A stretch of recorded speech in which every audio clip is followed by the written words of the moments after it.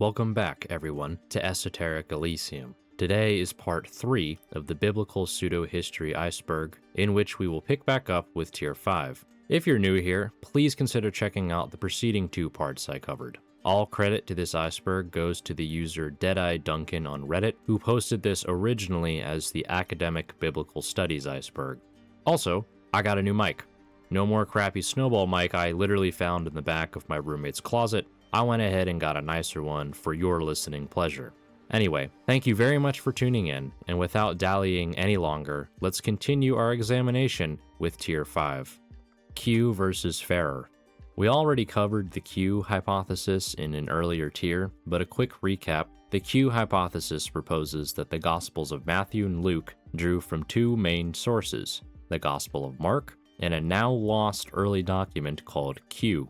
Q is hypothesized as a collection of primarily Jesus' sayings and teachings, explaining the roughly 235 verses of material shared by Matthew and Luke, but absent from Mark. Some of this shared material consists of the Beatitudes, the Lord's Prayer, the Golden Rule, various parables, etc., etc. This forms the core of the hypothetical Q source. It is a sort of explanation of these connections between the Gospels when there doesn't appear to be any. Now, the Ferrer hypothesis, created by Austin Ferrer in 1955, suggests something slightly different. His theory is that the Gospel of Mark was written first, followed by the Gospel of Matthew, and then by the Gospel of Luke, with Matthew and Luke using the earlier Gospels as sources. This model explains the material shared by Matthew and Luke without needing a hypothetical lost document. It accounts for agreements and differences through direct literary dependence. In summary, the Q hypothesis relies on a lost source, which we have no evidence of existing, to explain this double tradition, while the Ferrer hypothesis offers a simpler solution through direct dependence on existing Gospels. Both models seek to solve the synoptic problem, yet neither has been proven. Ultimately, most Christians affirm the divine inspiration and historical reliability of the canonical Gospels, regardless of which literary theory is correct. The Gospel of Thomas. The Gospel of Thomas is a non-canonical work that is referred to as a sayings gospel, that is, a document containing a collection of Jesus' teachings, parables, and sayings without a narrative story. It contains 114 short, often cryptic sayings called logia, attributed to the living Jesus, introduced as a secret sayings written by Didymus Judas Thomas. Unlike the canonical Gospels, Matthew, Mark, Luke, and John, the Gospel of Thomas lacks any narrative, the miracles, the birth, the crucifixion, or the resurrection. Many of the supposed sayings parallel those in Matthew, Mark, and Luke, while others emphasize self-knowledge, the kingdom as an inner spiritual reality, and gnosis, aka esoteric insight, leading to salvation without tasting death. It portrays salvation through interpreting these hidden words rather than faith in Jesus' death and resurrection. The Gospel of Thomas, as I said, is considered a non-canonical work. Now, there is a distinction between non-canonical and apocryphal. Apocryphal works are volumes such as the Books of Enoch, which we covered earlier. What distinguishes something like the Books of Enoch from something like the Gospel of Thomas is that the apocryphal is largely not accepted as canonical. That is to say, it is not seen as infallible or entirely divinely inspired by most Christian sects, but it is not entirely thrown out or said to have nothing of spiritual value to it. A book that is non-canonical, however, is entirely rejected by any noteworthy Christian sect, excepting heretical sects or fringe groups. Early church leaders rejected the Gospel of Thomas because its theology diverged sharply from an emerging Orthodox view. It offers no narrative of Jesus' life, death, or resurrection, focused instead on weird sayings and inner gnosis for salvation. This clashed with the canonical emphasis on apostolic authority, public proclamation, Jewish roots, and the centrality of the cross.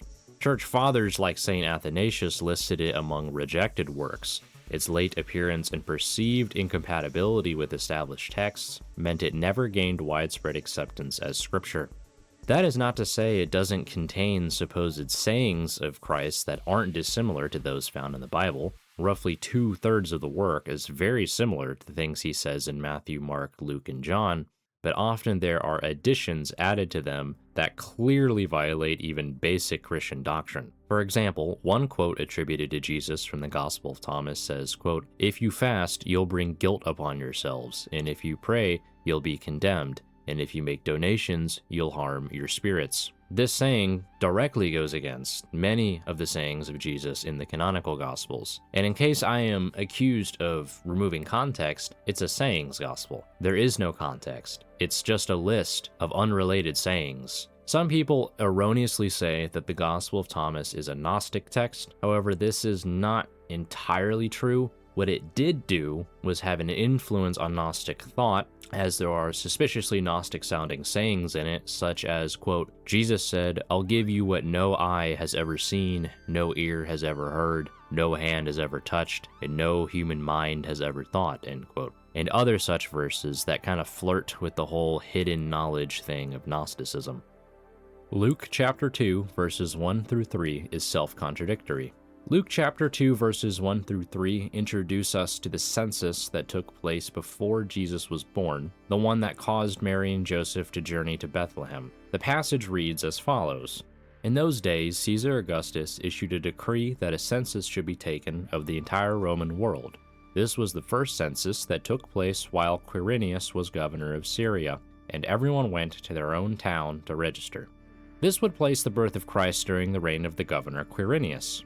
Historical records, primarily of Josephus, place Quirinius in that role only in 6 AD, possibly 7 AD. However, if we go back to Luke chapter 1 verse 5, he places the birth of Christ during the reign of Herod the Great, who died sometime between 1 BC and 4 AD. This creates a roughly decade-long gap. Additionally, from a political standpoint, critics note that Judea was a client kingdom under Herod, not directly under Roman provincial rule. So a Roman-style emperor-wide census requiring travel to ancestral towns is unattested and kinda unlikely at that time. No independent ancient sources confirm such an early census or Quirinius' involvement before 6 AD. So we have what appears to be a contradiction. The timelines do not really map on well here, hence people call this a contradictory passage. However, worth considering is the original Greek text of Luke 2. The word we translate as first is proete, which usually translates to first, foremost, or earliest, hence the passage reading the way it does. However, in typical Hellenistic writings, proete agrees grammatically with the word apographe, which is the Greek word for census or record. So, when proete is tacked on to apographe, a more accurate translation would be before or earlier. So the counter-argument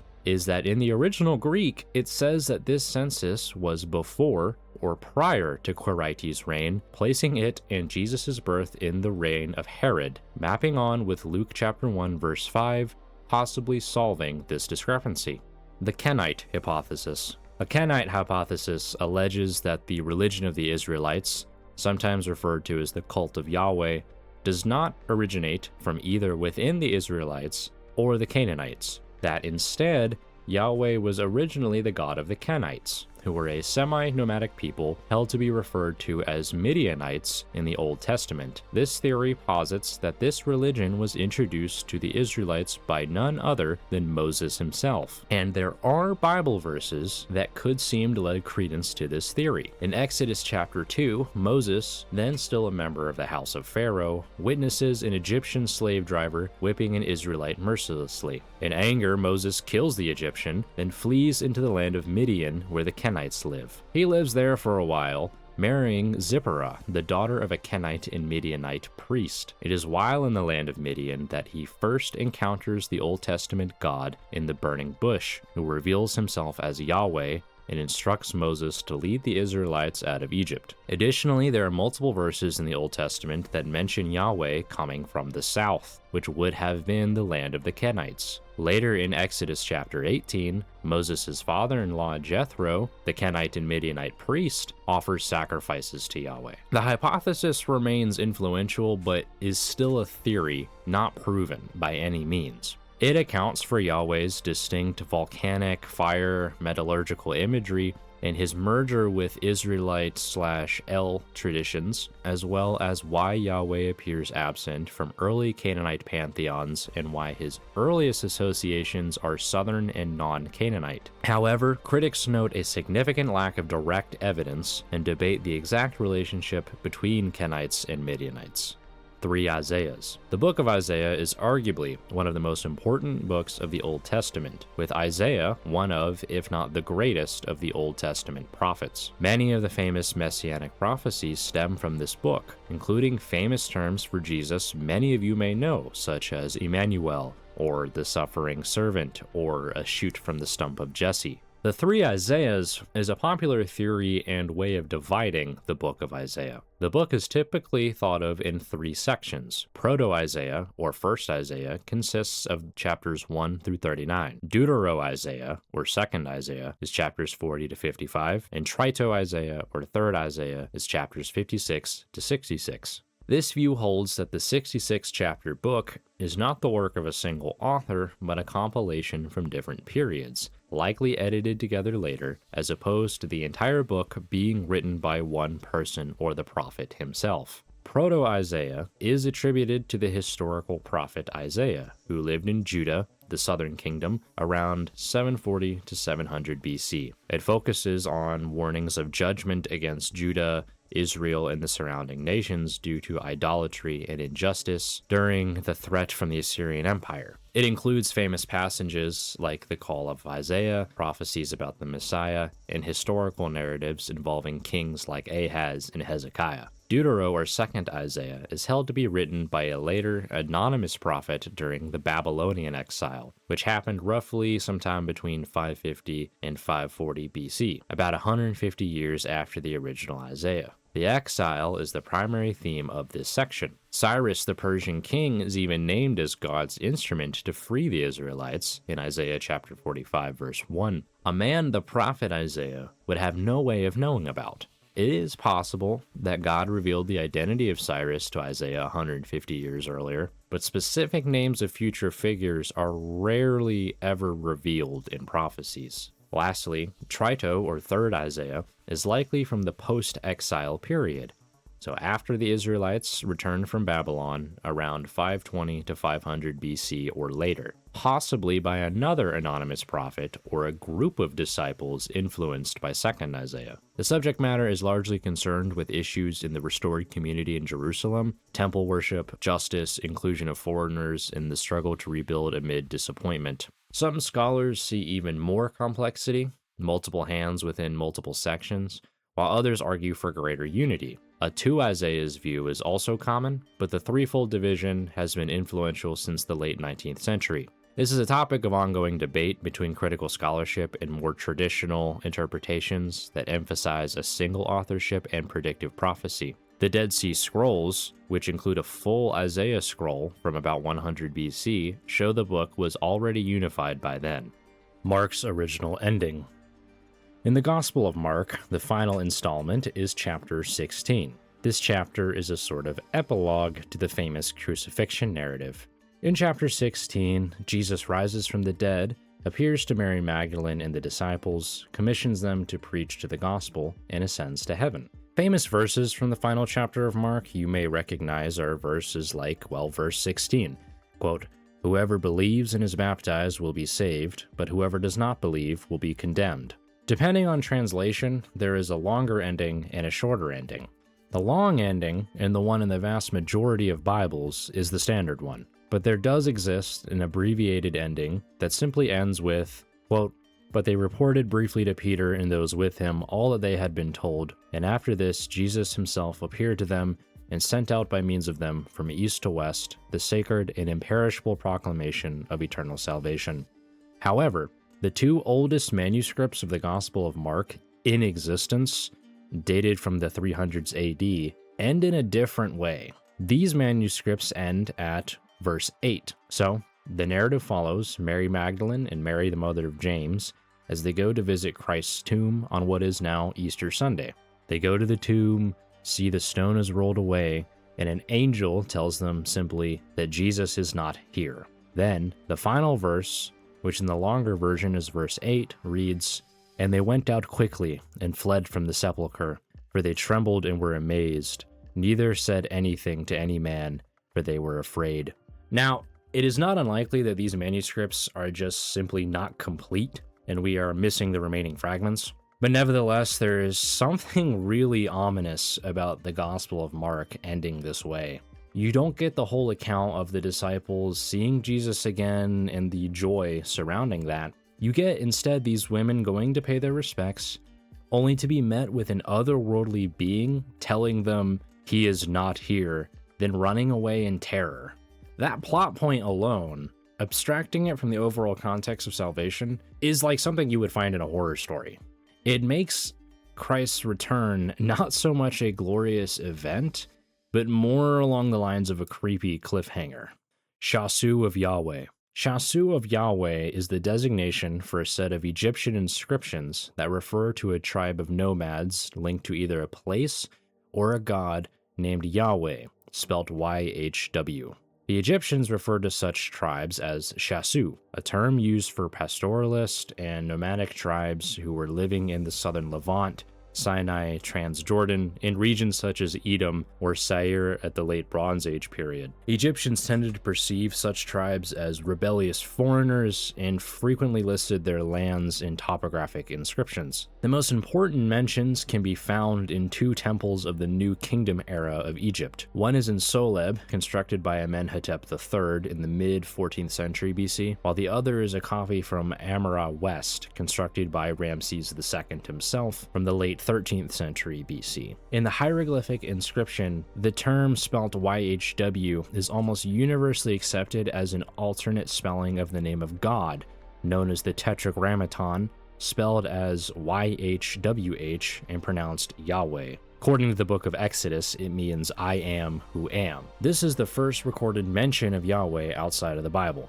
preceding even the Mesha stele by about 500 years. This indicates that by the time of 1400 BC, a god by the name of Yahweh was known in Egypt and was associated with nomadic tribes in the area where early Israelite ancestry was located according to the Bible. There's much debate regarding what exactly the term Shasu of Yahweh refers to. Some researchers suggest it refers to Proto-Israelites, or at least one group who would later become part of the Israelite nation. We discussed the Kenite hypothesis, and this inscription is sometimes brought up as evidence of Yahweh being originally a Kenite god of the Midianite religion brought north by Moses. In short, the discovery of the Shasu of Yahweh inscription is significant archaeological proof of the early presence and worship of Yahweh among Semitic nomads in the land where biblical Exodus narratives took place, many years prior to the emergence of the Israelite and Judean kingdoms.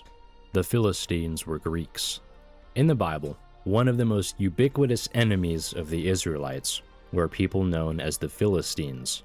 This group pops up over 250 times in the Old Testament, first mentioned in the Table of Nations way back in Genesis chapter 10, having interactions with Abraham and Isaac, who lived around 2100 to 1900 BC, and this nation being a constant thorn in the side until their destruction by Nebuchadnezzar of the Neo-Babylonian Empire, along with much of Israel and Judah as well, in the late 1600s BC. Notable events involving the Philistines are things like David slaying Goliath, the Israelite Samson bringing down the Philistine temple of Dagon with his bare hands, and their capture of the Ark of the Covenant. The Bible describes the Philistines as a warlike seafaring nation that settled along the southwestern coastal plain of Canaan, the place where the Gaza Strip is today. But of significance here is that the Philistines were, in fact, Greeks. The Bible itself describes the Philistines as being descended from a group of people known as the Caphtorim. Caphtor is widely acknowledged to be a name for Crete, a Greek island in the Aegean Sea. So the writers of the Bible themselves attest to the Philistines Phoenicians being a splinter civilization from a Mycenaean or very ancient Greek culture. Iron Age Philistine pottery, for instance, closely resembles Mycenaean styles from the Aegean. Genome-wide DNA from early Iron Age infants in Philistine Ashkelon showed a significant European-related genetic component, roughly 14% or more additional ancestry, not present in earlier Bronze Age locals. The best genetic matches point to southern Europe, especially Greece, Crete, the Minoan-Mycenaean contexts, Sardinia, or Iberia. The Pellis set, identified with the biblical Philistines, appear among the sea peoples defeated by Ramses III. Egyptian reliefs at Medinet Habu depict them with Aegean-style feathered helmets and ships. Now, an important nuance here is that it is very unlikely they were an entirely Mycenaean population. Since ancient peoples identified themselves more by customs as opposed to genetics, it is more likely that they were a mix of Aegean populations.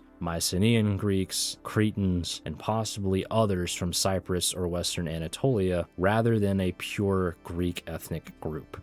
Exodus 15 and Judges 5 being the oldest things in the Bible. Of all the Old Testament books or passages, the song from Exodus 15, the Song of the Sea or the Song of Moses and Miriam, and Judges 5, the Song of Deborah, have been noted by scholars as two of the oldest pieces found in the Bible. Both are early victory songs composed in biblical Hebrew poetry that are similar to the late Bronze Age Canaanite poetry. Exodus 15 is generally considered to be one of the oldest, if not the oldest, passage in the Hebrew Bible. The central part of the song has been dated to the late 13th or 12th century BC, within just a generation after the events recorded in it. The Song of Judges 5 dates from around the same time period and offers one of the earliest glimpses into a description of Israel's tribes and their God Yahweh as a divine warrior. These two songs stand out because their language shows clear signs of genuine antiquity rather than later imitation. They represent some of the earliest surviving expressions of Israelite faith in poetry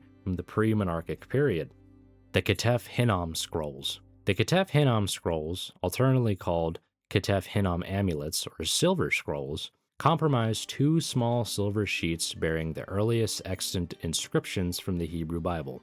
Excavated in 1979 under Gabriel Barkey's leadership during archaeological digs at Ketef Hinnom, a rock-cut tomb west of the old city of Jerusalem, the artifacts come from the late 7th, early 6th century BC, shortly before the Babylonians razed Jerusalem. Found folded into small rods resembling miniature amulets in a tomb chamber cache, these items were most likely worn by the deceased as jewelry as a form of protection. The silver sheets bearing the inscriptions were almost pure silver and Paleo-Hebrew in script. Both scrolls contain variations of the famous priestly blessing from Numbers chapter 6, verses 24 through 26. The larger scroll also includes phrases echoing Deuteronomy chapter 7 verse 9 about God keeping covenant and mercy with those who love him and keep his commandments.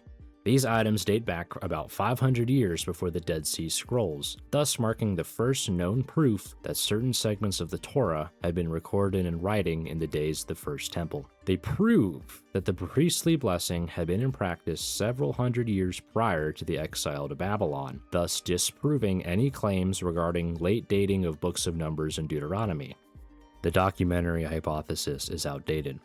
This was already discussed in an earlier tier, but the documentary hypothesis, which says the Torah was written by 4 different authors over centuries, then combined by editors, was once a prevailing opinion, but has come under scrutiny and is considered by many to be outdated. This hypothesis now is widely seen as outdated because its rigid division into 4 complete, independent documents no longer holds up well under modern analysis. Scholars find it increasingly difficult to consistently separate the sources. Its evolutionary model of religious development feels forced, and many of its dating assumptions have been undermined by new linguistic, archaeological, and textual evidence.